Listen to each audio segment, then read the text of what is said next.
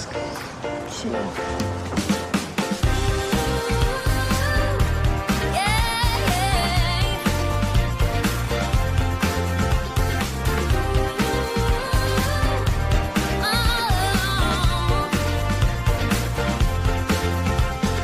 Zeci de nopți uitate în lipsa ta și acum le vreau înapoi. Eram supărată, dar acum viața mea e mai bună trăită în doi.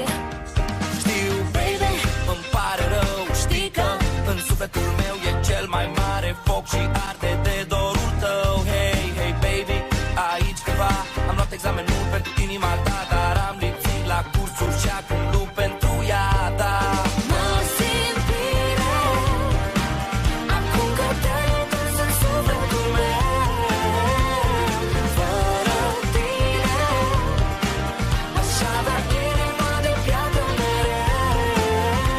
Ce viață nebună trăim împreună și nu ne putem opri. Aproape departe, că zi sau că noapte, noi tot ne vom iubi.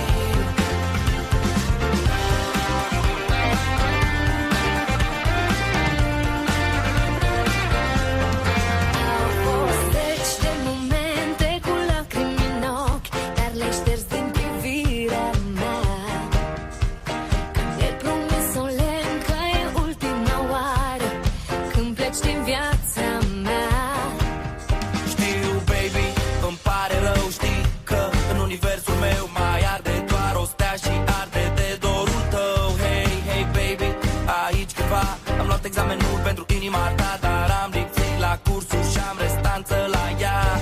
Promit să învăț tot ce doresc. Domnișoara profesoară, ești ca în povești. La tine în catalog vreau 10 după 10 PM.